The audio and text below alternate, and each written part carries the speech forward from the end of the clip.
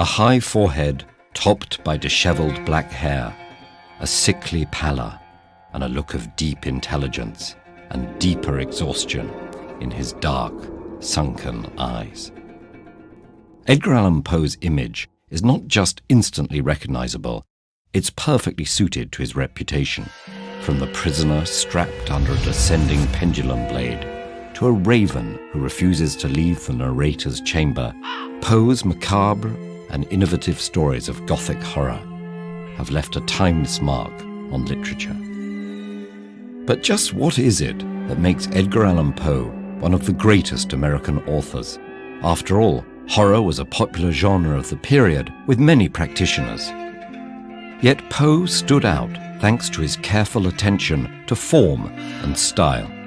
As a literary critic, he identified two cardinal rules for the short story form. It must be short enough to read in one sitting, and every word must contribute to its purpose.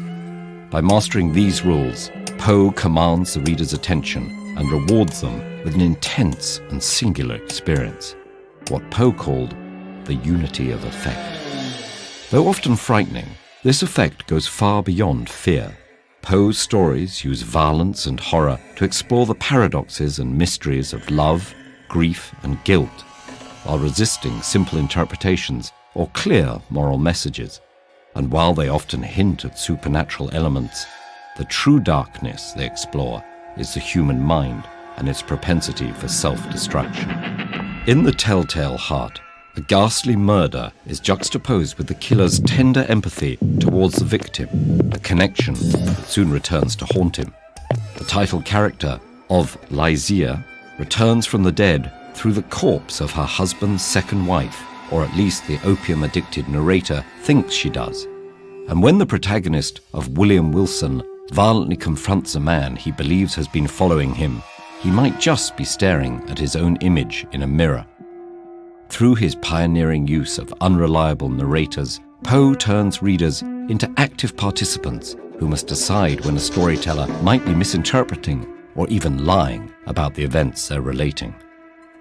Although he's best known for his short horror stories, Poe was actually one of the most versatile and experimental writers of the 19th century. He invented the detective story as we know it, with The Murders in the Rue Morgue, followed by The Mystery of Marie Roget and The Purloined Letter. All three feature the original armchair detective C. Auguste Dupin, who uses his genius and unusual powers of observation and deduction to solve crimes that baffle the police.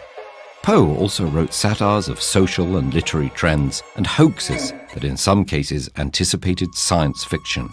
Those included an account of a balloon voyage to the moon and a report of a dying patient put into a hypnotic trance so he could speak from the other side.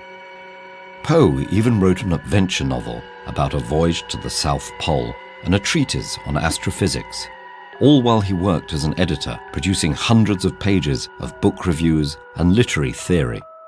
An appreciation of Poe's career wouldn't be complete without his poetry, haunting and hypnotic. His best-known poems are songs of grief, or in his words, mournful and never-ending remembrance.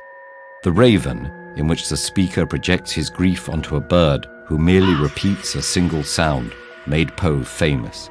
But despite his literary success, Poe lived in poverty throughout his career, and his personal life was often as dark as his writing.